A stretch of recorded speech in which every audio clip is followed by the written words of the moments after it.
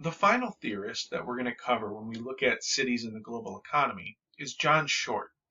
And while Friedman and Sasson looked at the development and evolution of global cities within this world hierarchy, John Short looks at those cities that fall out, and for whatever reason is causing that. John Short called the cities that are completely excluded from the world hierarchy black holes. And he said that the causes of a black hole include poverty, collapse, exclusion, and resistance. He says that when you have a country that is excluded, or a country that is experiencing a political collapse or a social collapse or an economic collapse, that these places are cut out of the global economy. Because when we think about what drives our global economy, we're looking at financialization, we're looking at investment, we're looking at networking, trade, and production. And if your country is experiencing social or economic or political collapse, then risk aversion is going to follow. Multinational corporations, again, the driving force behind our world hierarchy and our global cities, those multinational corporations are going to stay away from these black holes. They're going to stay away from cities like Kinshasa, Baghdad, Pyongyang, Khartoum. You think about some of these cities, like Pyongyang, they're excluded, right? They are a communist, closed society in North Korea. You look at Baghdad, which has undergone now decades of social, economic, and political collapse as war and turmoil have taken hold of Iraq. And you look at places in the Sudan where a civil war separated the country between Sudan and South Sudan. So understanding that while we are becoming increasingly interconnected and interdependent on other people, places, and institutions around the world, that there are certain cities and populations that are falling out of this global economy. And John Short accurately highlights these and calls them black holes. These areas, again, they are areas of collapse. They are areas with low middle class or lack of middle class, meaning that there's not much demand for products or innovation. So when we, again, highlight the themes of Friedman and Sasson, we see a number of reasons why these black holes fall out of that world hierarchy and don't meet the characteristics of what Sasson called a global city. So Short calls these black holes, and these are areas that are really at risk from being further excluded. Now, on this list, you see the city of Dhaka, and Dhaka is a city that has invested a lot in low-cost manufacturing. So their recognition as a poor city is certainly excluding them from more rapid gains and more rapid inclusion. But Dhaka has been willing to open its workforce in its city to foreign direct investment, and it's seen some increases in these global metrics as far as becoming a global city and entering the global economy. But for now, it remains relatively excluded. And then Short also has a classification that he labels loose cannons. And these are areas that you would anticipate, based on the population size, would be much more integrated into the global economy. And you might recognize one city on the left, Pittsburgh, Pennsylvania, where this reflects a little bit of John Short's time when he was researching in the late 90s and early 2000s.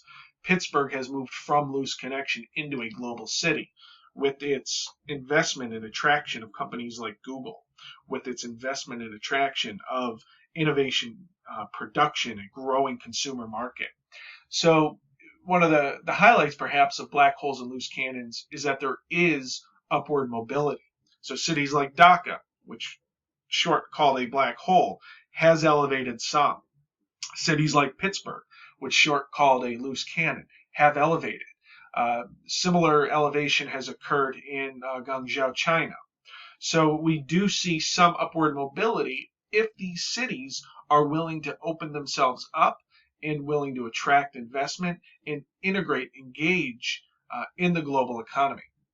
And you could see Short's well-connected cities, London, New York, and Hong Kong, those three same cities that were atop Friedman's hierarchy, and those three same cities that were identified as global cities by Sasson. And when Short classifies his loose cannons or explains why they have that hole, or why they have that designation, deindustrialization is big. You can see in a city like Pittsburgh that went through economic decline through deindustrialization, how it would fall behind for a number of years. Proximity to global cities, again, if you are located near or within an existing network, he anticipates that you would have a much more integrated role. And that would be the case in a city like Guangzhou in the Pearl River Delta of China, where there's a tremendous amount of urban growth, a tremendous amount of foreign direct investment. So the loose cannons, again, are those areas that, in Short's opinion, aren't reaching their potential in the global economy. And it could be for a number of reasons. It's not as dire as the collapse or poverty that he identified with black holes, but our loose cannons are areas that aren't living up to their potential for whatever reason. And we're going to wrap up our look at cities in the global economy by highlighting some of the polarizing effects. And a polarizing effect is think about expanding a rubber band in two different directions. So as our global economy continues to integrate cities, continues to see the evolution of this hierarchy, to see this evolution of a wealth and opportunity gap, we're recognizing some of these polarizing effects is occurring around the world. Economic disparity, as Sasson pointed out, with individuals within the population and also within the hierarchy, that the economic disparity between those cities atop the hierarchy in both Sasson and Friedman's models versus those cities that fall out, the loose cannons and black holes and Short's models. We're seeing a brain drain. So we're seeing that those cities that offer opportunity are attracting people from around the world. So this idea of cumulative causation that we talked about before, where cities like London and Hong Kong and New York can attract a global workforce. But what's happening in those areas that are left behind when the best and the brightest leave? And then we also have a single economic unit. So the idea that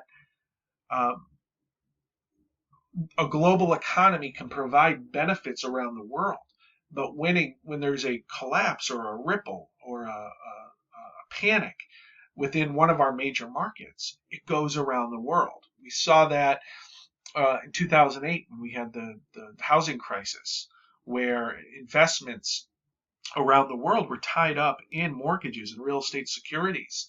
And when countries like the United States started to experience a real estate bubble burst, we see how that single economic unit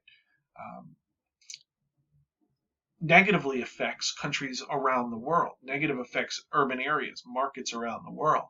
So while there are a tremendous amount of benefits to globalization, lots of opportunity, when we attract the best and the brightest, we get the best products, we get the best innovation. But as we're seeing, these benefits aren't equally dispersed. Not suggesting they should be, but we need to understand that as we become more integrated and we work more as a single economic unit, that political boundaries mean less. We see economic disparity, we see brain drains, we see this cumulative causation where growth begets growth and certain areas benefit at the expense of others.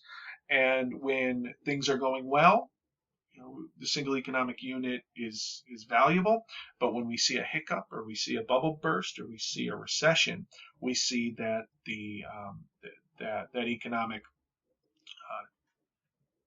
drop boomerangs around the world.